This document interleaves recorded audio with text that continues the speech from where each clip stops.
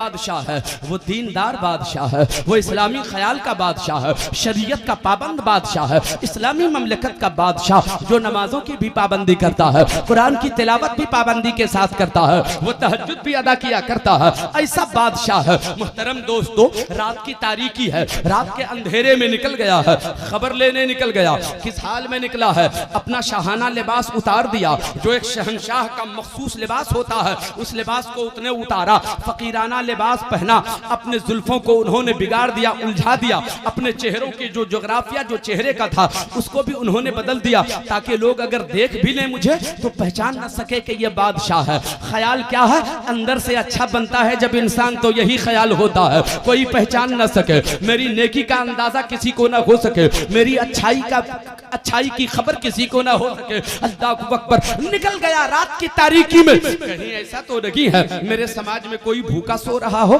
कोई बेवा की आहें तो नहीं निकल रही हैं, कोई बच्चा बिलक तो नहीं रहा है, कोई भूख के मारे बिलक तो नहीं रहा है, किसी का बेवा का कलेजा तो नहीं फट रहा है, कोई बीमार अपने बिस्तर पे कराह तो नहीं रहा है, कोई गरीब सिसकियां तो नहीं ले रहा है, कोई यतीम की आहें तो नहीं निकल रही हैं। जरा इसकी खबर ली जाए। रात की तारीकी में सारा आलम सो रहा है मगर वो अल्लाह वाला जाग रहा है, सारा आलम सो रहा है मगर वो खुदा की रजा हासिल करने निकल गया है। कोई देखे ना देखे, जिसे इस बात की फिक्र होती है लोग अच्छा कहे ना कहे, रब अच्छा कहे, तो कोई देखे ना देखे, रब देख रहा है कि ये किस ख्याल से निकला है, ये किस इरादे से निकला है। वो निकल गया है। जरा देखें, कोई ऐसा तो नहीं है जो भूखा सो रहा है, कोई ऐसा तो नहीं है जो यतीम कराह रहा हो, जो कोई बेवा की आहें निकल रही हो, किसी यतीम का कलेजा फट रहा हो। तलाश में निकल गए। रात की तारीकी है, हर दरवाजे के करीब जाके कान लगाते हैं, किसी के रोने की आवाज तो नहीं आ रही है,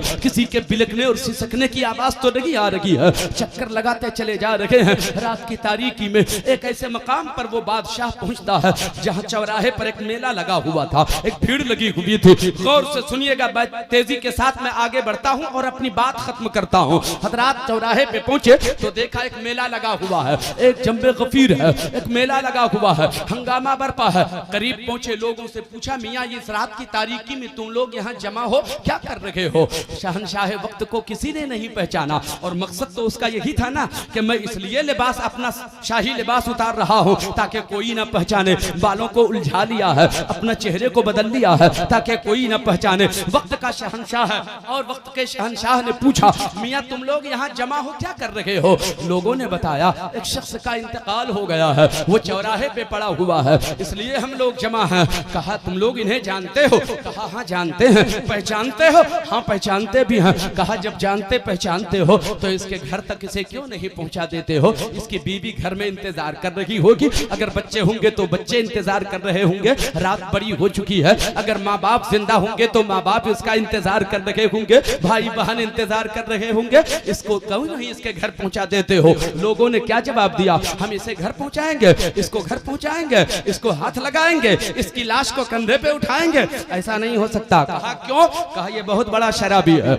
ये बहुत बड़ा शराबी है, ये बहुत बड़ा ज़नाकार है, ये कोठे पे जाया करता था, रंडियों के अड्डे पे जाता था, ये शराब खाने चला जाता था, शराब के नशे में धुत हो जाया करता था। अल्लाहू अकबर। हम तो इसे हाथ भी नहीं लगाएंगे। आप तो कहते हैं जनाजा उठा के उसके घर तक ले जाने की बात कर रहे हैं, हम तो इसे हाथ भी नहीं लगाएंगे। शहंशाह वक्त ने कहा, अगर तुम लोग नहीं पहुंचा सकते हो तो मुझे इसका पता बता दो, मैं पहुंचा देता हूं, इसका एड्रेस बता दो, मैं पहुंचा देता हूं, इसके घर का ठिकाना बता दो, मैं पहुंचा देता हूं। लोगों ने पता बता दिया है, एड्रेस बता दिया है, मकान की निशानदेही फरमा दी है। अल्लाहू अकबर। शहंशाह वक्त है, लाश को कंधे पे उठाया है, अकेला अपने कंधे पे लाश उठा के उस दरवाजे तक पहुंचता है। दरवाजे पर जाकर दस्तक दिया है, अंदर से एक खातून आती है, दरवाजा खोलती है। बादशाह वक्त ने दरवाजे पे रख दिया उसकी लाश को, जैसे कि लाश को दरवाजे पे रखा है। उस औरत ने पूछा, इसे क्या हो गया? कहा इसका इंतकाल हो चुका है। इतना सुनना था। वो औरत ज़ारो कतार रोने लगती है, कलेजा पीटने लगती है, वो फरियाद करने लगती है।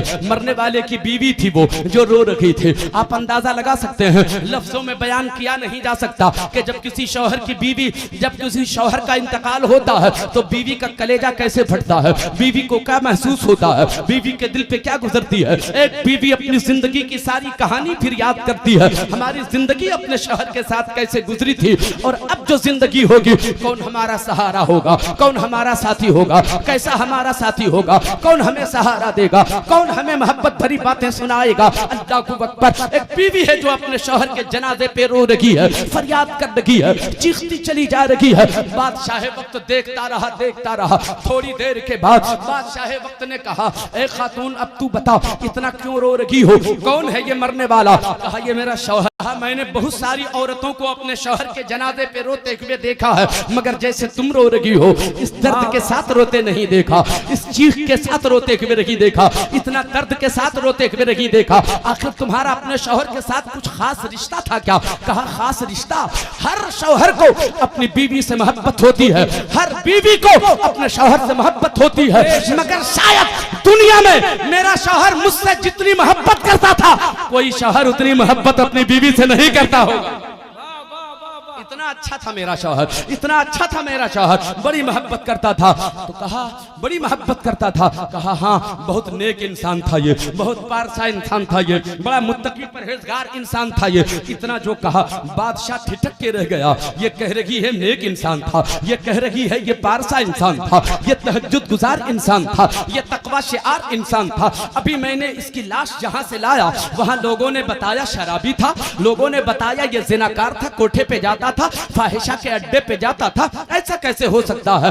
बादशाह ने ठिठक के कहा, ए खातून बता राज क्या है। तुम कह रही हो बड़ा नेक था, तुम कहती हो बड़ा मुत्तकी परहेजगार तहज्जुद गुजार था। मैंने तेरे शौहर की लाश जहां से उठा के लाया है वहां बहुत लोग बैठे हुए खड़े थे, देख रहे थे, तमाशा देख रहे थे, किसी ने हाथ न लगाया। मैंने पूछा तो लोगों ने बताया कि ये शराबी था, ये बहुत बड़ा जिनाकार था, फाहिशा के अड्डे पे गुनाह करने जाता था।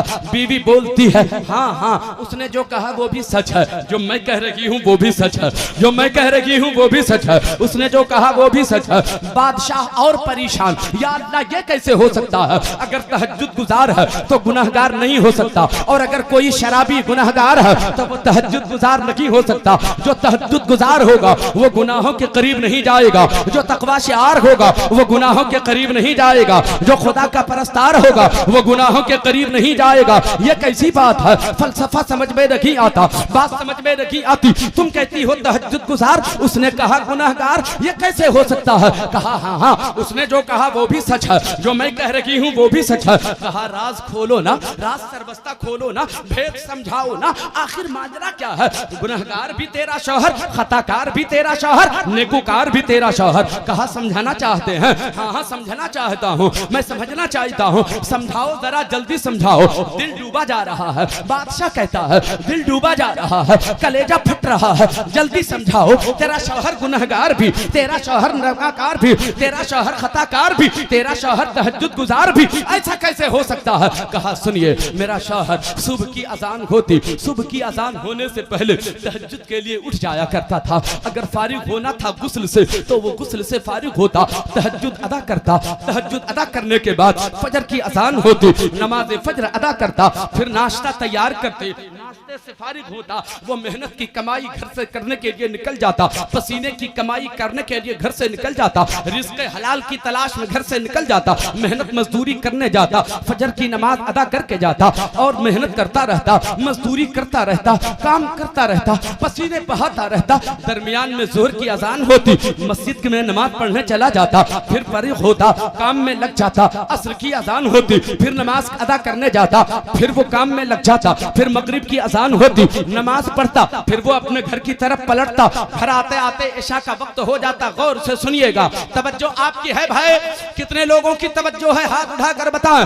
कहा आता तो इशा का वक्त हो जाता, इशा की अजान होती, नमाज अदा करता, दस्तरखान बिछा देती, खाना तैयार रहता, खाना दोनों मोहब्बत से खा लिया करते थे। अब जब खाने से फारिग होते वो मेरे पास बैठते थे, मोहब्बत भरी बातें किया करते थे, प्यार भरी गुफ्तगू किया करते थे, मुस्कुरा मुस्कुरा के बोलते थे, मेरा दिल उसकी तरफ आता था, मैं भी मुस्कुरा देती थी। और जब मैं मुस्कुरा देती थी तब मेरा शौहर मुझसे कहता, ऐ मेरी बीवी तुमने तो मुस्कुरा दिया, थोड़ा सा वक्त दे दो, थोड़ी सी इजाजत दे दो, एक नेकी करके आ जाता हूँ, एक नेकी करके आ जाता हूँ। गौर से सुनिएगा, वो बीवी कहती है, मैं सोचने में परेशान रहती, या अल्लाह अब ये कौन नेकी करके आएगा? तहज्जुद पढ़ा ये नेकी है, फजर पढ़ा ये नेकी है, हलाल कमाई करने गया नेकी है, जोहर पढ़ा ये भी नेकी है, फिर मेहनत मजदूरी किया नेकी है, असर पढ़ा ये भी नेकी है, मगरिब पढ़ा ये भी नेकी है, इशा पढ़ा ये भी नेकी है, मोहब्बत से मेरे साथ बातें किया ये भी नेकी है, अपनी बीवी को राजी किया ये भी नेकी है। अब ये कौन नेकी करने जाएगा? मगर मैं पूछती नहीं थी,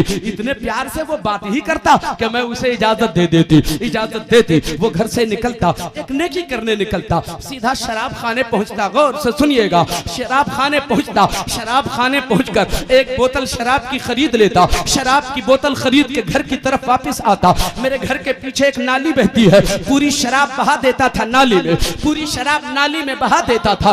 मैं पूछती थी, मेरे शौहर मेहनत की कमाई से खरीदते हो, खुद भी नहीं पीते हो, दोस्त यार को भी नहीं पिलाते हो, तो खरीदते क्यों हो? शराब बहा देते हो, क्यों बहा देते हो? पैसे क्यों बर्बाद करते हो? क्यों पैसे बर्बाद करते हो? अगर खरीद के लाते हो खुद तो पीना चाहिए, नहीं पीते दोस्त को पिलाना चाहिए, पिलाते किसी को नहीं, शराब बहा के बर्बाद कर देते हो, गोया पैसे बर्बाद करते हो। कहा, ऐ मेरी बीवी पैसे तेरी नजर में है कि पैसा बर्बाद हो रहा है, मगर तेरी नजर में है ये मेरा पैसा बर्बाद नहीं हो रहा है, मेरी जिंदगी आबाद हो रही है, आखिरत आबाद हो रही है। कहा, वो कैसे? कहा, ऐ मेरी बीवी सुनो, शराब की बोतल खरीद के इसलिए लाता हूँ, इसलिए बहा देता हूँ, मैं भी नहीं पीता, दूसरों को भी नहीं पिलाता, मगर फिर भी खरीद के इसलिए लाता हूँ। कई महीने गुजर गए, मेरे मोहल्ले के नौजवान शराब के आदी हो गए हैं, शराब के नशे में धुत होकर सड़कों पे चला करता है, माँ बहनों का गुजर होता है, बुरी नजर डालता है, गंदी गंदी गालियां नशे में आकर दिया करता है। मैं समझाता हूँ नौजवानों को, ए नौजवानों शराब न पियो, जो शराब पी लेता है इंसान को पहचानता नहीं, अपनी माँ को नहीं पहचानता, अपनी बहन को नहीं पहचानता, अपनी बहन के साथ गलत सलूक करता, अपनी माँ के साथ गलत सलूक करता, इसलिए शराब न पियो। मगर कोई नौजवान मांगता नहीं है, और मेरे पास इतनी ताकत नहीं है कि मैं ताकत का इस्तेमाल करके गुनाहों से रोक सकूं। एक ही रास्ता नजर आया, अब मैं शराब की बोतल इस नियत से खरीद के लाता हूं कि दुकान में एक बोतल शराब हर रोज मेरी वजह से कम हो जाएगी। एक नौजवान भी अगर दुकान से बगैर शराब की बोतल लीजिए घर वापस चला गया तो एक नौजवान तो शराब नोशी से बचेगा, एक नौजवान तो गुनाह से बचेगा। लाजवाब नारे तकबीर, नारे रिसालत, पैगाम इस्लाम, इस्लाहे माशरा। एक नौजवान तो गुनाह से बचेगा। गुनाहों से बचाने के लिए शराब खरीदता हूँ, गुनाहों से बचाने के लिए पैसे लिया करता हूँ। अल्लाह अकबर। बादशाह समझ गया ये इंसान नेक है, ये इंसान पारसा है। उसके बाद की कहानी सुनिए, तवज्जो है। कितने लोगों की हाथ उठा के बोले सुभान अल्लाह। मोहतरम दोस्तों और बुजुर्गों, अब 2-3 मिनट की बात करता हूँ। दूसरी बात उसने सुनाई, जब इस काम से वो फारिग हो जाता फिर मुझसे बातें करता, मेरे करीब बैठता, मोहब्बत भरी कहानी सुनाता, फिर मैं मुस्कुरा देती तो फिर मुझसे कहता, ऐ मेरी बीवी थोड़ा सा वक्त दे दो ना, एक नेकी करके आ जाता हूँ, थोड़ा सा वक्त दे दो, एक नेकी करके आ जाता हूँ। अब क्या नेकी करता वो? नेकी ये करता, अपने घर से निकलता, रंडी के अड्डे पे जाता, फाहिशा के कोठे पे जाता और दरवाजा खुलवाता, फाहिशा से पूछता, ऐ फाहिशा बोल, ऐ जिस्म बेचने वाली औरत बोल, तेरी रात की कीमत कितनी है? एक रात की कीमत बता, एक रात की कीमत तेरी कितनी है? वो फाहिशा एक रात की कीमत जितनी बताती थी, मेरा शौहर उतनी कीमत उसे अदा कर देता था, और अदा करने के बाद दरवाजे से बाहर निकलता और ये कहते हुए निकलता, ऐ फाहिशा सुन, तेरी एक रात की कीमत मैंने चुका दी है, जितनी कीमत तेरी पूरी रात की होती है। रात भर मेरे मोहल्ले के नौजवान आके तेरे साथ गुनाह किया करते हैं, अब आज की रात मैंने खरीद ली है, अब मेरी है तू अब मेरी है, मैं जैसे कहूं वैसे कर, इसलिए कि रात की कीमत मैंने चुकाई है, अब जैसे मैं कहूं वैसे करो। अब सुनो, अपना दरवाजा बंद कर लो, अब रात की कीमत मैंने दे दिया है। अगर मेरे मोहल्ले का कोई नौजवान गुनाह की दावत देने तुझसे दरवाजा खोलने के है तो अपना दरवाजा मत खोलना, वो बिलाल गुनाह किए यहाँ से घर वापस चला जाएगा। एक नौजवान को गुनाहों से बचाने के लिए फाहिशा के अड्डे पे समाज के लोग ये समझते थे कि ये फाहिशा के अड्डे पे गुनाह करने जाता है, मगर वो गुनाह करने नहीं जाता, मोहल्ले के नौजवानों को गुनाहों से बचाने के लिए जाता था। मगर सुनिए ये काम तो वो करता था। मैं उससे कहती थी ना, ऐ मेरे शौहर, इतना नेक काम कर रहे हैं आप, इतने खुलूस के साथ, अच्छी नीयत के साथ ये नेक काम करते हैं आप, मगर दुनिया तो आपको अच्छा नहीं कहती है, दुनिया तो आपको बुरा समझ रही है, दुनिया तो आपको गुनहगार समझ रही है, दुनिया तो आपको ज़िनाकार समझ रही है। मेरा शौहर मुझसे कहता, ऐ मेरी बीवी, तुम दुनिया के लोगों की बात कर रही हो, मेरी नजर उधर नहीं है, मेरी नजर तो खुदा की तरफ है, मेरा रब देख रहा है, मेरा रब देख रहा है। दुनिया कुछ भी समझे, मेरा रब देख रहा है कि मैं खुदा की रजा के लिए ये काम कर रहा हूँ। अल्लाह अकबर। वो औरत कहती है, आखिरी जुमला सुन लीजिए, मैं अब रुखसत होता हूँ। अल्लाह अकबर। वो कहती है, मेरा शौहर मुझसे, मैंने शौहर से मैं कहती थी, ऐ मेरे शौहर, चलिए यहाँ तक तो ठीक है, मगर एक न एक दिन तो इंतकाल होना है, एक न एक दिन तो दुनिया से हम लोगों को जाना है, आपका भी इंतकाल होगा, इसी समाज में इंतकाल होगा, इसी समाज में आपका भी जनाजा उठाया जाएगा। सारे लोगों को पता है कि ये ज़िनाकार है, सबको पता है कि ये शराबी है, कोई तो नमाज जनाजा नहीं पढ़ेगा, कोई तो आपके जनाजे को कंधा नहीं लगाएगा, कोई तो आपके जनाजे को हाथ नहीं लगाएगा, कोई कंधा नहीं लगाएगा। मेरे दोस्त तो इतना कहती थी। वो कहती है, जब मैं इतना कहती तो मेरा शौहर मुझसे कहता था, ऐ मेरी बीवी, अगर तेरा इंतकाल बाद में हुआ, तुझसे पहले मेरा इंतकाल हुआ, तो जीते जी देख लेना ये दुनिया के लोग मेरे जनाजे को कंधा लगाए ना लगाए, जब मेरा इंतकाल होगा तो वक्त का बादशाह मेरे जनाजे को कंधा लगाएगा, मेरे जनाजे को कंधा लगाएगा। नारे तकबीर, नारे रिसालत, इस्लाहे माशरा। कोई कंधा लगाए ना लगाए, वक्त का शहंशाह मेरे जनाजे को कंधा लगाएगा। इतना कहा, बादशाह अश्कबार हो जाता है, बादशाह की आंखें बहने लगती हैं, बादशाह ज़ारो कतार रोने लगता है। अब वो बेकाबू हो जाते हैं। थोड़ी देर के बाद कहते हैं, ऐ मरने वाले की बीवी सुन, तेरा शौहर सच कहता था, तेरा शौहर सच कहता था, तेरे शौहर का जनाजा तेरे दरवाजे तक लाने वाला कोई और नहीं है, मैं ही हूँ शहंशाह जो तेरे शौहर के जनाजे को तेरे दरवाजे तक। लाजवाब, लाजवाब, सुभान अल्लाह। वो कहता है, अब रात भर तू इंतजार कर, सुबह मैं आऊंगा, चंद लोग मेरे साथ होंगे, मैं नमाज़े जनाजा पढ़ाऊंगा, मैं नमाज़े जनाजा पढ़ाऊंगा। समाज के लोगों, समाज की नाराजगी का ख्याल न करना लोगों, खुदा की नाराजगी की फिक्र हो तो इंसान इंसान हो जाएगा, आदमी आदमी हो जाएगा।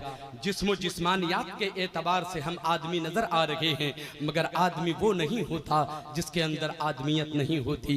आदमी वो होता है जिसके अंदर आदमियत होती है, इंसान वो होता है जिसके अंदर इंसानियत होती है। इसी का नाम इंसानियत है, इसी का नाम आदमियत है, जिसे अल्लाह की रजा हासिल करने की फिक्र हो। मेरे दोस्तों और बुजुर्गों, बातें इस सिलसिले की बड़ी तवील हैं, मैं उस लंबी तवील गुफ्तगू की तरफ जाना नहीं चाहता।